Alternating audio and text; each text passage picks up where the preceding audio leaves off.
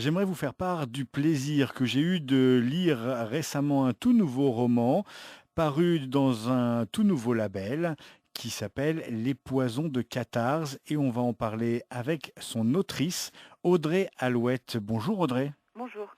Alors vous avez écrit donc ce tout nouveau roman qui est paru il y a 3-4 semaines maintenant. Le label, c'est Bad Wolf chez Actu SF. Est-ce que vous pouvez tout d'abord nous vous présenter pour les auditeurs, car vous venez du roman, mais aussi de la bande dessinée. Oui. En effet, j'ai commencé ma carrière en écrivant pas mal de nouvelles à droite à gauche et je suis arrivée dans la BD presque par hasard. Moi, je voulais faire du roman dès le début, mais en fait, par le biais du magazine L'Enfeust Mag, j'avais écrit quelques nouvelles qui avaient été publiées et comme c'est avant tout un magazine de bande dessinée, je me suis retrouvée à scénariser quelques histoires courtes et puis assez rapidement, je suis passée en album grand format, mais c'était vraiment grâce à ce magazine.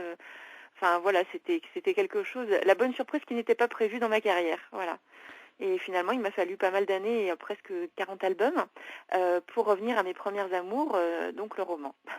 Alors on peut citer 9 tomes de Princesse Sarah, vous avez également travaillé sur Ogre, sur l'adaptation des Aventuriers de la mer, un roman de Robin Hobb en bande dessinée, puis il y a plein d'autres choses, on ne peut pas tous citer, mais Non. dans votre livre, on trouve votre biographie bien complète.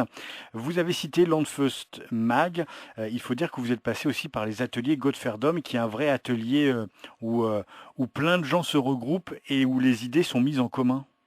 Oui, alors c'est vrai que j'ai eu deux chances dans ma vie d'autrice. Enfin, je pense que d'ailleurs c'est pour ça que j'ai commencé à vivre de ma plume à 25 ans, c'est à cause de ces deux grandes chances-là. La première, c'est que quand j'étais en sixième, cinquième, j'avais une professeure qui s'appelait Danielle Mertinigol, qui était elle-même autrice de science-fiction. Et que ça c'est vraiment ce qui a... Enfin, j'écrivais déjà un petit peu avant, mais c'est vraiment ce qui m'a donné vraiment la passion et l'envie de devenir moi-même autrice. Et la deuxième, ça a été quand à 25 ans, Christophe Arleston m'a proposé de rejoindre le studio Godferdom, qui est un atelier d'artistes situé à Aix-en-Provence, qui est aussi le siège de l'Enfeust Mag. Et c'est un endroit où il y a plein... Alors il y a des artistes, des dessinateurs de BD, des illustrateurs de jeux de société, des scénaristes qui écrivent pour le dessin animé. Enfin, c'est très foisonnant. C'est un endroit extraordinaire où déjà on a beaucoup d'espace, ce qui est une chance. Hein. Mais surtout, c'est un endroit où on peut partager énormément d'idées, on peut partager des projets, enfin, oui, ça a été une chance colossale dans ma carrière de me retrouver à travailler à Godferdom. Maintenant, ça fait 9 ans que j'y suis et chaque jour, je me dis, mais quel bonheur de venir travailler ici tous les jours. On en reparlera avec Christophe Arleston qui lui aussi publie son premier roman dans le label Bad Wolf. Intéressons-nous à ce Voilà, le roman. souper des maléfices. Ouais. Intéressons-nous à votre roman, Le Poison des Cathares, euh, euh, Alors presque, les poisons de Catarse. Les Poisons de Cathares. Avant de parler de ce livre, est-ce que vous pouvez nous dire deux mots sur ce label Bad Wolf qui vient juste de naître? Alors, à la base, c'est un label qui est né parce que je connaissais donc les deux autres auteurs de la collection, donc Christophe Arleston et Isabelle Botian. On avait l'habitude de travailler ensemble, on se connaissait bien. Et en fait, je savais qu'ils étaient, tout comme moi, en train d'écrire un roman de fantaisie. Voilà, donc on avait quand même une certaine parenté littéraire, donc je leur ai dit, mais plutôt que de faire le nôtre chacun dans son coin, faisons quelque chose tous ensemble. Et c'est là que j'ai eu l'idée de lancer un label qui à la base était numérique. Parce que c'était un moment, donc c'était l'année dernière, c'était un moment où le numérique bougeait énormément et j'avais la volonté de commencer déjà d'intéresser du monde autour de quelque part de cette collection qui était, bon, chacun était indépendant dans son coin, hein, il n'y avait pas de structure, mais j'avais déjà lancé le nom de cette façon-là. Et puis, comment dire, ensuite je suis allée voir Jérôme Vincent, qui dirige les éditions Actu SF, qui m'ont publié mon premier texte quand j'avais 20 ans, donc on se connaît depuis très longtemps. Et Jérôme m'avait dit qu'il souhaitait publier mon roman, donc il avait lu le manuscrit. Et je lui ai dit, bah écoute, tu peux bien sûr, enfin moi je serais ravie, mais est-ce que ça te dirait pas carrément d'ouvrir une nouvelle collection chez ActuSF? Et puis comme ça, tu nous publies tous les trois et on garde cette espèce de belle énergie qu'on a fait monter tous ensemble et on continue sur cette belle lancée tous ensemble. Il a dit oui et c'est comme ça que les choses se sont faites. Donc trois romans viennent de paraître. Et la particularité aussi de ce label, c'est que vous avez lancé un jeu.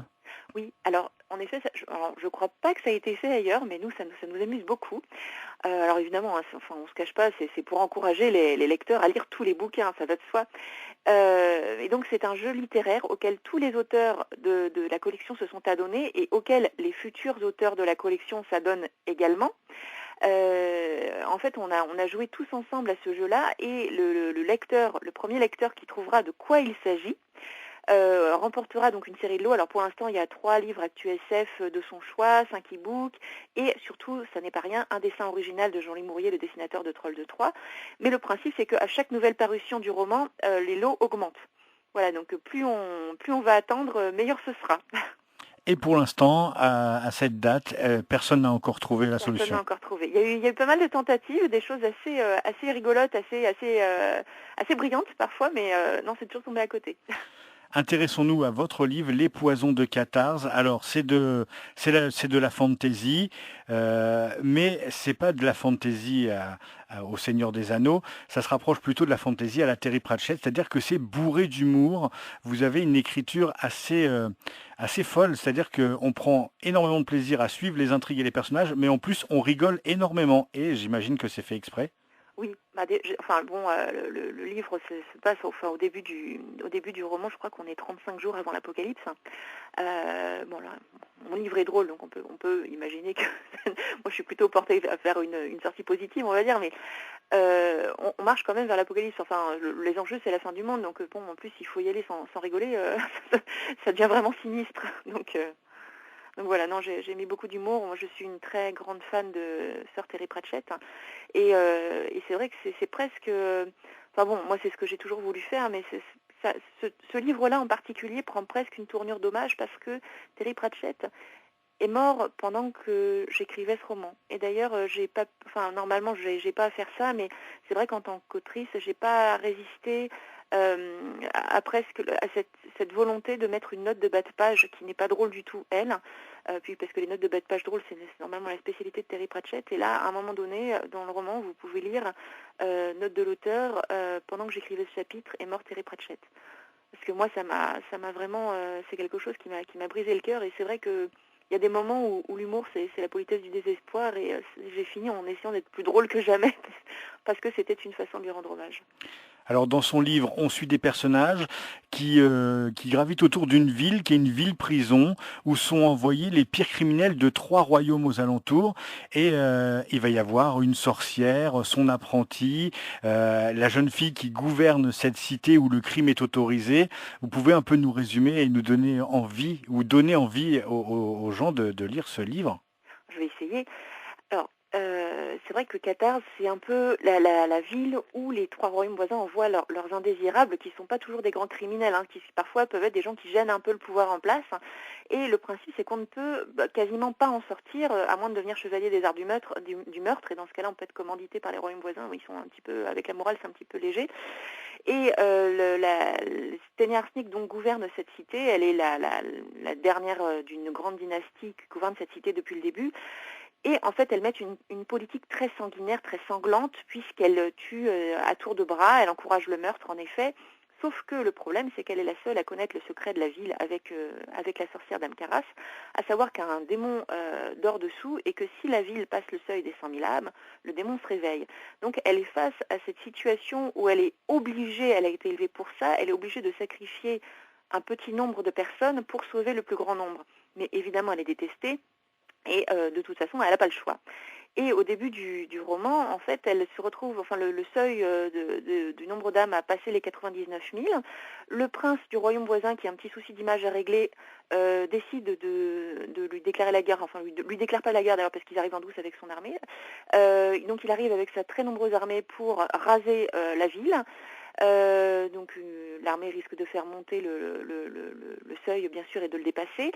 Et la seule personne qui pourrait affronter tout ça, c'est la sorcière d'Amkaras, qui est la plus puissante de la Terre des Reins et qui ont son dernier atout pour combattre ces démons, et qui disparaît à la moitié du bouquin.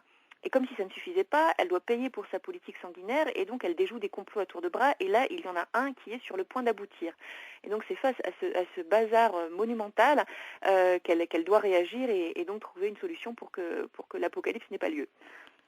tous les personnages s'emboîtent, ils ne se connaissent pas forcément, ça fait un peu penser à Game of Thrones, sauf que les personnages sont beaucoup plus drôles et plus burlesques.